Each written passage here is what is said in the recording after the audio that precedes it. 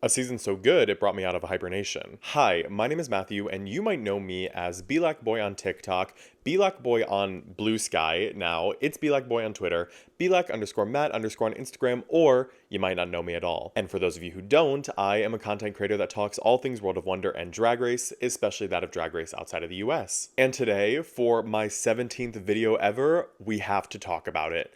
Drag Race Philippines Season 3. On October 17th, 2023, exactly 2 weeks after the finale of Season 2, World of Wonder and HBO Go announced that Drag Race Philippines would be returning for a third season, which we all saw coming. Out of all the 12 or so international spin-offs of this show, Drag Race Philippines is by far one of the most popular. Probably on a similar tier as Drag Race UK or Drag Race France in terms of popularity. The viewership for its seasons, as well as the online discourse after each episode, were through the roof. So it was only a matter of time before it reached 3 seasons. HBO Go would be silly not to do it. However, one thing that we may not initially realize and may need to understand about this third season is that there were a couple of factors working against it pre-season. Though Season 2 was very popular and well talked about, with episodes that are highly praised, such as The Makeover, which I consider to be one of the best episodes of 2023, don't at me, and with breakout stars such as Miss Bernie, no. Oh my god. And with breakout stars such as Miss Jade So, Bernie, and OV finding their path to both local and worldwide stardom, it still faced a lot of controversy, especially from international audiences. The winner, even a year after her crowning, remains a contentious figure in the fandom due to her histories of blackface and Islamophobia, both of which I have a zero tolerance policy on this channel, by the way, just so we're clear. Then another contestant faced heat for dead-naming her trans competitors while the season was airing, as well as using racial slurs online, both of which I also have a zero tolerance policy for on this channel. So as you can see, there were some external factors and some controversy surrounding the season that retroactively soured it for some people. I'm not speaking in total, I'm not speaking for everyone, mind you, but that's simply a major consensus in the avenues that I've researched through as well as the groups I've conversed with. With this in mind, the show had some parts of its reputation that it needed to salvage, but many fans were worried because the season that would have to do the salvaging would be the franchise's third. Did you hear that?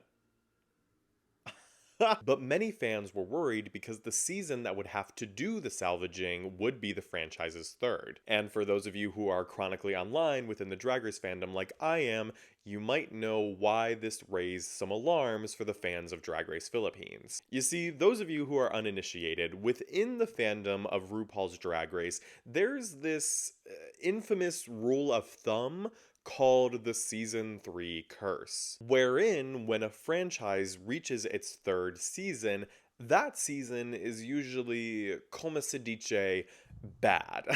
Maybe bad is too restrictive of a word, but typically the curse means that the quality of the third season ranges from just not as good as other seasons to okay, I guess, to bad. Ending with get it off my screen forever. And this scale is determined by a multitude of factors, including abhorrent production favoritism, lack of meritable storylines, etc. But the point is that there's a notable dip in quality compared to the seasons prior. And mind you, this is not an exhaustive rule, of course. Some franchises' third seasons are quite good, in fact, if the franchise makes it that far, such as Drag Race US and Drag Race Italia, in my opinion. But the worst offenders, the seasons that still suffer from criticisms to this day from the audience, me, are France 3, All Stars 3, UK 3, and España 3. Although with All Stars 3 and France 3, I would consider those closer to the just not as good as the other seasons end of the Season 3 curse spectrum. But with UK 3 and España 3, those are definitely edging closer to the get it off my screen forever end. I mean, we all know my personal beef with España 3. I can never not mention it in my videos. We should have like a counter for how many times I dissed España 3 on my channel. So when the promo dropped for Philippines 3, which did exhibit wonderful looks and a personable group of girls, there was still a looming question among the fandom. Would Drag Race Philippines fall victim to the season 3 curse. And my god, it did not. Drag Race Philippines season 3 exploded onto the scene with the speed of a Bugatti and the force of a truck. There has never been a season quite like it, not in recent years at least. A season that exceeded every single expectation in every single aspect. Fans flocked to online forums to herald what seemed to be the second coming of Drag Race. Quote, breath of fresh air, they called it. Quote, the best iteration of Drag Race. Content creators that covered the season had similar praises. Maddie Rans, on YouTube called Philippines 3 top tier TV. Alexis Bevels from IMHO said, quote, this is the franchise that we all need to get our eyes on. This celebration manifested in many ways. Of particular note being its overall IMDb score, which ranks it as the #1 highest rated season of Drag Race ever. With an average score of 9.24, this season outranks other iconic stints of this show, such as France 2, All Stars 2, and España 1. And every single sentiment from the fandom is a sentiment that I share. Philippines 3, from beginning to end, was a picture-perfect season. No ifs, ands, or buts about it. I have documented numerous times on both Twitter and TikTok about how much I adored it. And what exactly about this season just made it so good? Because this isn't just an opinion-based matter, this is a fandom-wide appraisal. A clear pop culture phenomenon that resonated not only with some fans, but seemingly all fans that took the time to tune in. What about it resulted in such a spirited fervor for it? There are many things that I think worked incredibly well. First and foremost, we have to discuss the incredible cast that the showrunners and producers put together. Drag Race Philippines Season 3 introduced 11 icons into the pantheon of Drag Race. Versace, and yes, I am purposefully mispronouncing their name in order to avoid demonetization, UNIQUITY, J Quinn, John Fedellaga, Popstar Bench, Myx Chanel, Zimbading, Tita Baby, Angel, Khianna, and of course, Maxie. Now, you might have noticed that this cast is smaller than the normal precedent of a 12-queen cast that Season 1 and Season 2 established, and if you watched my Signs of a Growing Franchise of Drag Race video, you know that I posited that cast sizes can be indicative of a franchise's success or notoriety. So it is baffling to see Season 3 revert to 11 queens, especially when at first glance it seems to be a thriving franchise. But I think for what production lacked in a spot, they made up for an innate star power of the cast at hand. Because Diva, this cast is something special.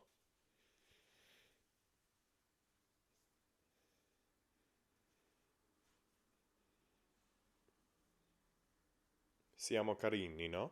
I always like to say, when it comes to Drag Race, you know you have a star-studded cast when every single queen gives winner energy. And that rings true for this season here. And I know every single queen gives winner energy because I was gagged at every single elimination. I'll try to articulate what I mean the best way I can because I discussed this feeling a bit on Twitter, but every single time a queen went home, I found myself thinking, damn, I thought she could have won. Or at the very least, damn, she could have been a finalist. Do I know that there is only a finite amount of spots in the finale and therefore not every single contestant can be in the finale at the same time?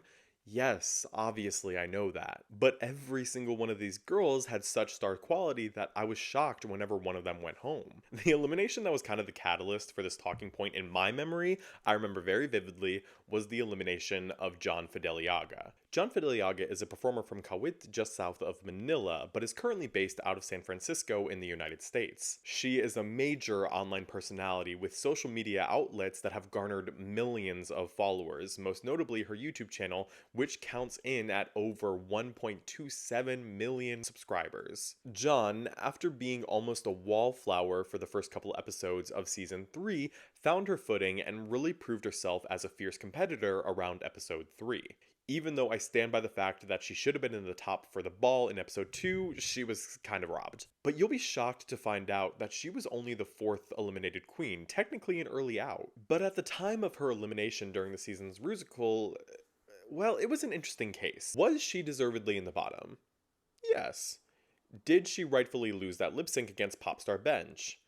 Also yes, but I still felt an inherent sense of shock when Paolo Ballesteros asked her to sashay away. I remember I commented to my friend that watched the episode with me, damn, I thought she could have won the crown. And after that episode, I reflected on the other eliminations up until that point, and I found that that was a common trend for every queen that had gone home. Versace, UNIQUITY, J Quinn all had a star quality, an X factor that could have carried them till the end. And that would continue to be the case for all the eliminations thereafter. Now, let's be clear here. Every single queen that's been on Drag Race, no matter the season, no matter the franchise, has a talent and skill that is worthy of crowning. But what about Philippines 3 made that acknowledgement about all its girls so potent? I think what we're noticing here is Season 3's masterful editing style. I've commented in my videos before about how I do think that Drag Race Philippines, the franchise, has done a good job at giving every single one of its cast members adequate screen time to ensure that they can capitalize on their time on the show as much as possible. But with Philippines 3 specifically, the editors put the pedal to the metal in that aspect. Not only do I think that every single queen had screen time that felt appropriate for their craft at hand, but I'd also argue that every single one of them had a prolific storyline that made them memorable to the viewers at home. Every single one. Which is, I'd argue, almost never the case with Drag Race. Of course, we have the storylines of the finalists, the queens you'd expect to get one. For example, Khianna being an underdog regional queen who's defying the odds and expectations of her competitors. Or Maxie, who's an empathetic motherly figure that wants not only the best for her sister Angel, but the best for the rest of her competitors as well. But then, in the same season, all the early outs have storylines that feel just as influential as those of the finalists. For example, J Quinn being sort of a lone wolf figure that is at odds with most of her competitors. Or Versace, who'd I'd argue received the villain edit, and a favorable one at that. And yes, I recognize that favorable villain edit sounds a little oxymoronic, but those of you who watched the season know what I mean. No, because actually, you know what, while we're here, we should talk about Versace, because I think they are a perfect example, the epitome of what I mean when I say that every single queen gets a worthwhile storyline. Versace, and just to reiterate for those of you watching at home, yes, I am purposefully mispronouncing her name to avoid the YouTube's demonetization. Versace is a drag performer from Santa Ana, Manila, who is well known and well established as a celebrity hairstylist in the Filipino entertainment industry. In fact, some of Marina Summer's wigs on UK vs. the World 2 were designed by Versace. And Versace would go on to be Season 3's Porkchop. But their stamp on the competition as a Porkchop is all but forgotten. When Versace entered the workroom in Season 3, they immediately came in guns a-blazing, putting themselves at odds with other queens by making shady comments both in the confessional and to the other queens' faces. Nakita ko yung Jen Fedellaga. Ako lang, parang love that for her, not for me though. But the one queen in particular that was the primary focus of Versace's storyline is the runner-up of the season, Khianna. Khianna from CDO is kinda annoying, TBD. In what initially began as fun shadiness, a luxury that Versace extended to most, if not all, the queens from this season, the specific relationship that they had with Khianna would develop throughout the first episode of the season, putting them at odds early on. Si Versace, ikaw, Versace, ano, sinong hindi mo feel? Ako, if I'm being honest, I'm sorry sis, but it's you. I just feel like you're doing the most. Parang ikaw yung anti-thesis ko. You know what I mean? Na parang, bakla namin ginagawa ni Bakla? Parang Bakla maupo. The context here being Khianna is a regional queen, hailing from Cagayan de Oro, while Versace is from Manila, the capital city. A lot of those tensions, as the queens deduce, arise from cultural differences that didn't mesh well. Bakit nila nasasabing you're the most? Is it because the culture? Parang yung culture nyo ng baklaan, your sense of humor ng baklaan is Hindi different gets from the dito. Manila girls. And this storyline, thus, immediately posits an underdog arc for that of Khianna, a storyline that was spearheaded by Versace. So when you hear this, you might see that, admittedly, the central purpose of Versace's storyline is to propel that of Khianna's, which predicates Versace as a patronizing, self-assured big city queen, and Khianna as an underestimated, sensitive, provincial queen. And furthermore, sets the tone for her overarching plot thread this season that follows her all the way to the finale. And you might be asking, Matthew, how does this support your point? How does this support the idea that every queen gets a storyline this season if Versace's storyline specifically revolves solely around Khianna? And to that I'd argue that a storyline that propels the storyline of another is still nonetheless a storyline. Many characters in literature and film exist solely for the purpose of furthering the development of another. And as from a story writing perspective, it makes sense that the producers and editors of Philippines 3 would employ that strategy here.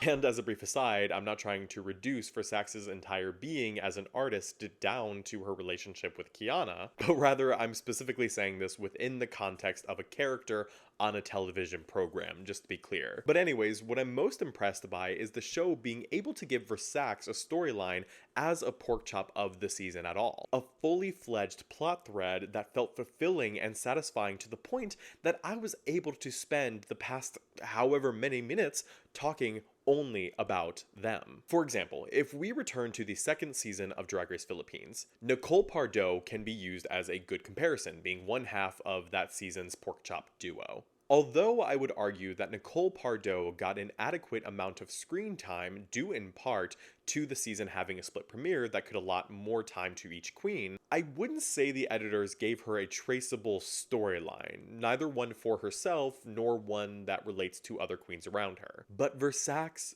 did. Maybe I shouldn't even be scared of the demonetization for YouTube. I don't know how it responds to that, but I just feel so embarrassed calling her Versace.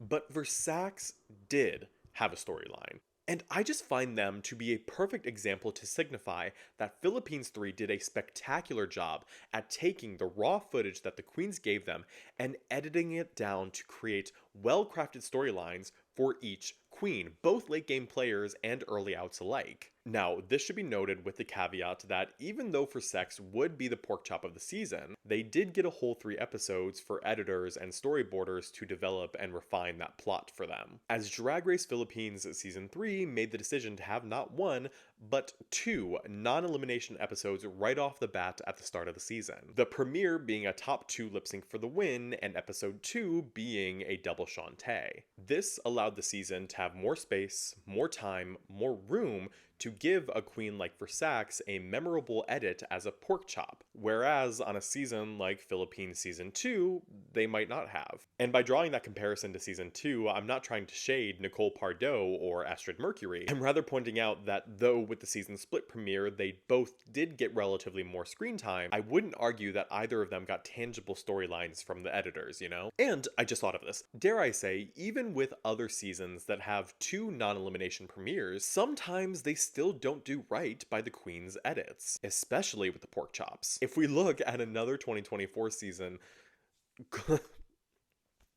Global All-Stars, it was wonderful that they started the season with 2 top 2 episodes, but I wouldn't say they maximized their time to give a queen like Athena Leakes, the Porkchop, a notable storyline, except her body not being feminine enough or whatever. Global All-Stars video coming soon. But with Philippines Season 3, the show pivoted and opted to do the best they could by every single queen, every single participant, which is a luxury that every season of Drag Race should afford their casts. By starting with 2 episodes of no eliminations, they gave each queen a chance to shine before the competition really took off. This choice set a supportive tone for the season, showing how Drag Race Philippines uniquely values each queen's journey, making it feel more inclusive and engaging. And I do think that that opens up a broader conversation about Drag Race Philippines' uniquity in the pantheon of Drag Race. One thing I did not touch upon earlier is kind of how unprecedented an episode 1, episode 2 non-elimination is. I mean, we've had 2 non-elimination episodes kick off a season before, but they were A, typically reserved for US or RuPaul hosted seasons, with some exceptions, and B, specifically top 2 non-elimination split premieres. years. For an international spin-off to pull a stunt like this with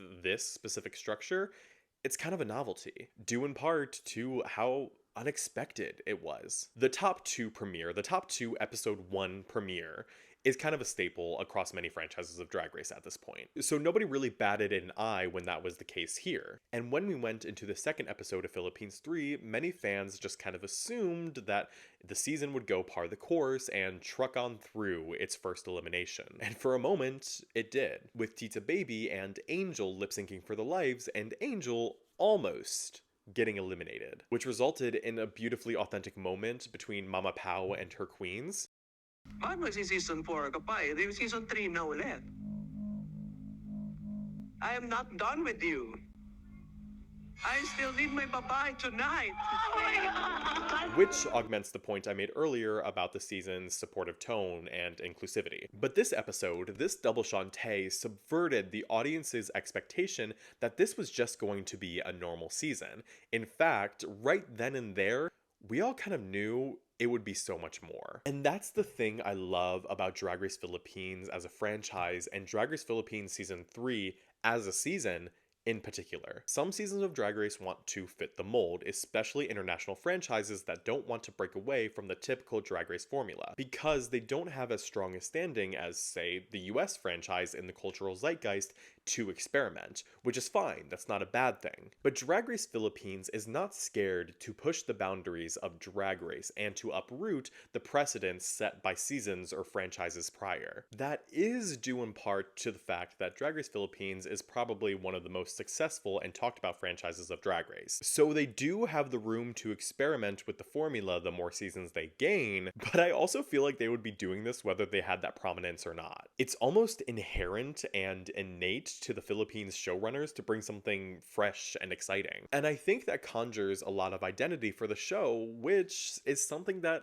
some other franchises lack. I said a few seconds ago that some franchises are so concerned with sticking to a specific Drag Race mold or archetype, and a consequence of that is they run the risk of having no identity that normally would separate them from other franchises. I think a prominent victim of this is Drag Race Belgique. Sorry, Belgian oomps, I love you all so much, long reign Alvilda, but I have to speak my truth when I say that that franchise has done very little to distinguish itself as a standalone thing, to distinguish itself from the world or even from Drag Race France as something authentically Belgian. But this franchise feels authentically Filipino, which, to clarify, is not a community or culture that I'm a part of. But even as a viewer from the outside looking in, you can tell that Drag Race Philippines was made by the Filipino community for the Filipino community. And whether international audiences respond well to that is none of their concern. It's bold, experimental, ornamental, and season 3 just epitomizes that to a T. The season focused on so much of the Filipino experience that really helped it come alive. The themes of family between Angel and the winner Maxie, the stories of regional life from Khianna, the experience of growing up as an elder queen in the Philippines with Tita Baby. Like, there was so much there that emboldened the viewing experience.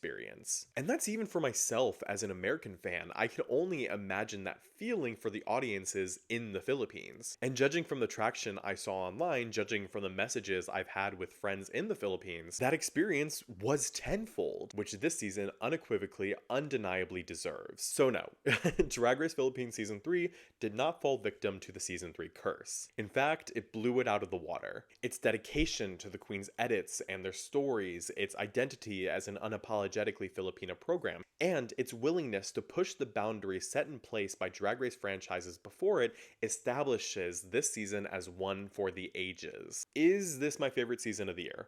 Who knows? But I guess we'll find out when I do my official ranking of every single Drag Race season of 2024. No spoilers. But anyways, I do want to give a huge shout out to the queens of Season 3. Versex, Udipota, J Quinn, John Fedellaga, Popstar Bench, Myx Chanel, Zimbading, Tita Baby, Angel, Khianna, and of course, Maxie. Thank you so much for taking the time to compete on the show, for showcasing not only your art, but also your stories. Because of you, we the fans got one one of the most beautiful, fun, and exciting seasons of Drag Race ever. Slay Akla. Queen and she's a winner, she's a la la la la la la, slay Akla la la la la la. And in addition to that, thank you to the editors and showrunners of Philippines 3. I know I always like to dog other seasons of Drag Race for their poor editing choices, but I have to give credit where credit is due and say that you all did a spectacular job, and I cannot wait for season 4, whether that be a new crop of queens or maybe returning queens? Anyways, thank you all for watching. I hope you enjoyed this video, and if you didn't, please, please, please, please, please remember that I am just a gay person talking on the internet.